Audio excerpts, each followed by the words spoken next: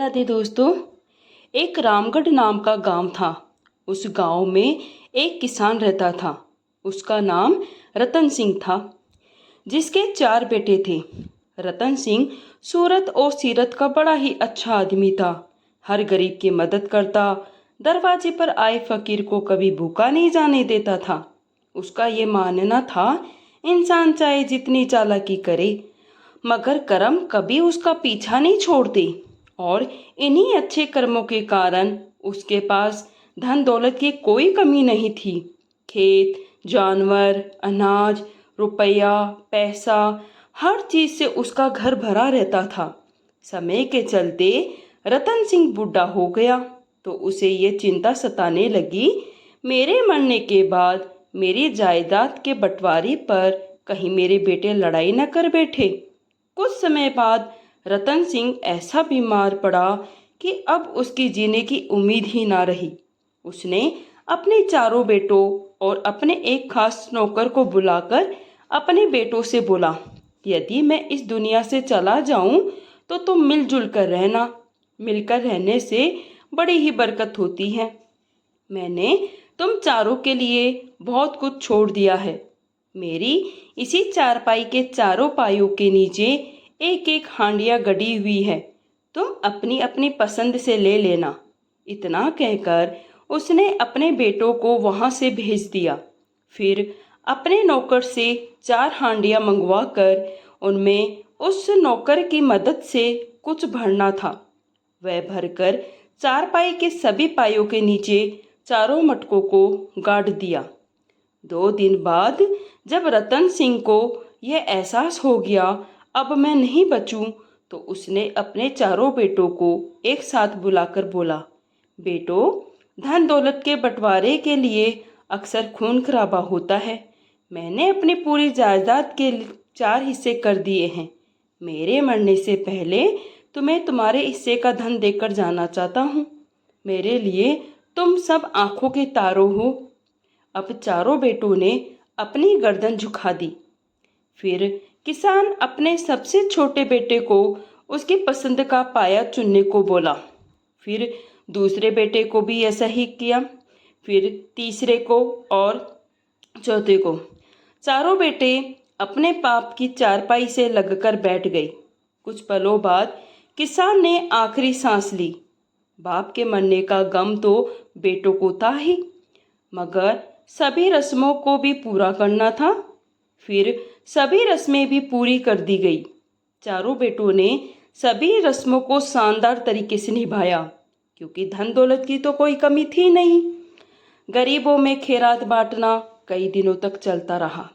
आखिर एक दिन सभी भाइयों ने फैसला किया, अपनी अपनी हांडियों को अब देखा जाए किसके हिस्से में क्या आया। चारों ने अपने अपने हिस्से की हांडिया को निकाला तो वे बड़े ही हैरान और परेशान हुए।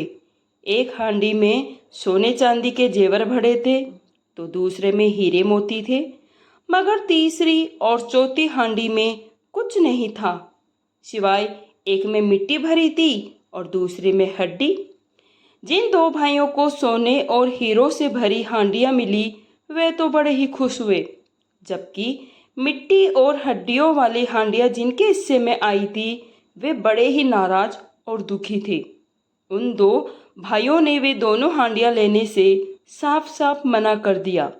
वे सभी यही सोच रहे थे, हमारा बाप तो बड़ा ही समझदार आदमी था, फिर उन्होंने अपने बेटों के साथ ऐसा क्यों किया, जबकि चारों बेटे अपने बाप की बड़ी ही इज्जत करते थे।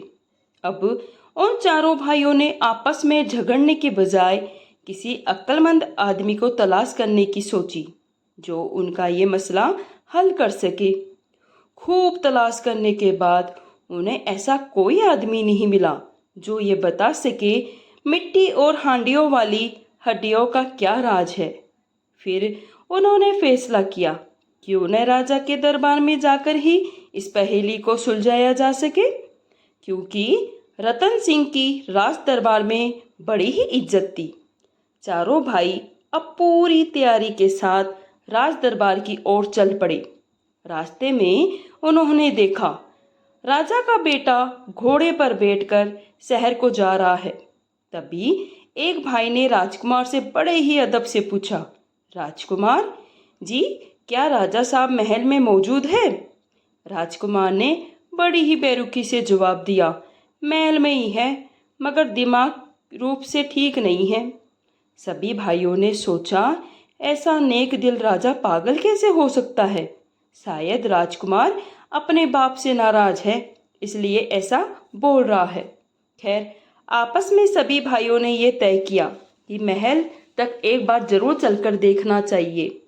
जब वे पहरेदार से अनुमति लेकर महल के अंदर गए तो उन्होंने देखा राजा की बेटी अपनी सखियों के साथ बगीचे में टहल रही थी। चारों भाइयों ने राजकुमारी से भी राजा के बारे में पूछा तो राजकुमारी ने भी बड़ी ही बेरुखी से कहा, राजा तो दरबार में बैठे हैं मगर अंधे हैं। ये सुना तो चारों भाइयों को बड़ी हैरानी हुई और ताज्जुब भी हुआ कि राजा का बेटा तो बाप को पागल बता रहा था और बेटी उसे अंधा बता रही है। जरूर कुछ ना कुछ बात है। चारों भाई कई वर्षों पहले राजमहल के एक कार्यक्रम में अपने पिता रतन सिंह के साथ शामिल हुए थे। इसी कारण महारानी भी उन्हें अच्छी तरह से जानती पहचानती थी। इसलिए वे चारों भाई बेधड़क रानी से मिले तो रानी ने उन्हें अलग ही बात कही। 1 वर्ष पहले राजा की मौत हो चुकी है। चारों भाई फिर मायूस होकर वापस अपने घर को जाने लगे तो रानी ने उन्हें रोका और बोला, बेशक तुम राजा के पास जाओ, वे दरबार में हैं, लेकिन मेरे लिए तो वो 1 वर्ष पहले ही मर चुके हैं। अब चारों भाइयों की जान में जान आई। रानी ने अपनी 2 नौकरों को उनके साथ उन सभी भाइयों को राजा के पास भेज दिया। जब वे राजा के पास पहुंचे तो दरबार में केवल एक आदमी ही राजा के पास बैठा था, जो राजा के साथ कुछ बातचीत कर रहा था। राजा ने उन्हें देखा तो तुरंत पहचान लिया, ये तो रतन सिंह के बेटे हैं। इसलिए राजा सम्मान के साथ उन्हें बिठाया और फिर राजा के पास बैठे आदमी को रतन सिंह की खूबियां बताने लगे। बातों ही बातों में राजा को पता चला कि रतन सिंह अब इस दुनिया में नहीं रहे। राजा को बड़ा ही अफसोस हुआ। इसी के साथ उन चारों भाइयों के महल में आने का कारण पूछा। तब बड़े भाई ने पूरी कहानी बताई कि हम आपके पास क्यों आए हैं। राजा ने सारी बात सुनी मगर मुंह से कुछ नहीं बोला, बल्कि सोचते रहे, आखिर रतन सिंह किसान का मिट्टी और हड्डियों से क्या मतलब हो सकता है। चारों भाई भी उधर सोच रहे थे, पता नहीं राजा क्या बोलेंगे। उन्हें तो पता था कि राजा की अक्लमंदी सारे राज्य में मशहूर है। अचानक राजा बोले, तुम्हारे पिता ने बहुत ही अच्छा किया। जब राजा के मुंह से ये बात सुनी तो दोनों भाइयों के मुंह लटक गए। जिनकी हांडियों में मिट्टी और हड्डियां थी। राजा ने फिर कहा, जिसको हीरे मिले वह उसकी किस्मत और जिसको सोना मिला वो उसकी तकदीर, लेकिन मिट्टी और हड्डियां पाने वाले भी नुकसान में नहीं है। मिट्टी का मतलब है सारी जमीन, खेत, बाग, बगीचे, इन सब का मालिक वो रहेगा। और हड्डियों वाली हांडियों का मतलब है सभी दूध देने वाले पशु, घोड़े, ऊंट, बैल, सभी हड्डियों की हांडियां वाले मालिक के हिस्से में आएंगे। राजा को बात को सुनकर सारे भाइयों के चेहरे खिल उठे। उन्होंने राजा से कहा, महाराज, आपका साया हमारे सरों के ऊपर बना रहे। जब वे वापस आने लगे तो बड़े भाई को राजकुमार और राजकुमारी और रानी का ख्याल आया। वे पीछे मुड़कर राजा से बोले, अगर आपकी अनुमति हो तो हम कुछ ऐसी बातें जुबान पर लाएं जिनका संबंध आपसे है। राजा ने कहा, हाँ हाँ, जो कुछ कहना है बेफिक्र होकर कहो। बड़े भाई ने फिर कहा, जब हम आपके पास आ रहे थे तो राजकुमार ने कहा, आप दिमागी रूप से ठीक नहीं हैं। फिर राजकुमारी से मिले तो उन्होंने आपको अंधा कहा। रानी तो आपको इतना कहने लगी, बड़ा भाई रुक गया। राजा ने कहा, वह यही समझती है मैं उनके लिए मर गया हूँ। उन सब का मतलब यह है कि मेरा बेटा अब 18 वर्ष का होने वाला है।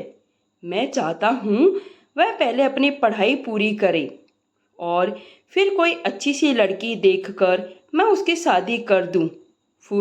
फिर उसके कुछ परीक्षाएं लेकर यह राजपाट उसे सौंप दूँ।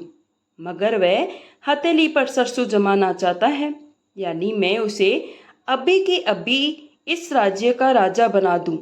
मगर मैं ऐसा नहीं करूँगा, इसलिए वह मुझे पागल समझता है। राजकुमारी के लिए भी मैं अच्छा सा लड़का देख रहा हूँ ताकि उसके हाथ पीले कर सकूँ, क्योंकि अब वह जवान हो गई है, लेकिन अपनी पसंद के लड़के से शादी रचाना चाहती है। उसका सोचना है कि मुझे उसकी खुशियाँ दिखाई नहीं देती। रानी ने जो कुछ कहा इसका कारण ये था, साल भर पहले मैं उसे सैर कराने ले जाता था और अच्छी बातें करता, साथ खाना खाता, मगर अब हर रोज दरबार में हजारों शिकायतें और प्रार्थनाएं आती रहती हैं। जब तक मैं उनकी शिकायतें सुनकर फैसला करता हूँ तो रात हो जाती है। हर समय दरबार में रहना पड़ता है ताकि कोई मायूस वापस ना चला जाए।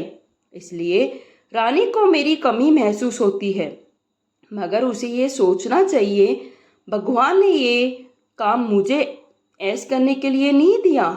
जब तक प्रजा सुखी ना हो जाए तो मेरा सुख किस काम का। राजा अपनी बात पूरी करके चुप हो गया। चारों भाइयों को अपने राजा पर बड़ा ही गर्व हुआ। उन्होंने राजा से घर लौटने की आज्ञा मांगी तो राजा ने उन्हें यही कहा, तुम सब भाई एक रहो और नेक रहो। अगर आपको ये कहानी पसंद आई, प्लीज़ हमारे चैनल को लाइक करें, शेयर करें और सब्सक्राइब करें। राधे राधे। कहानी सुनने के लिए आपका धन्यवाद।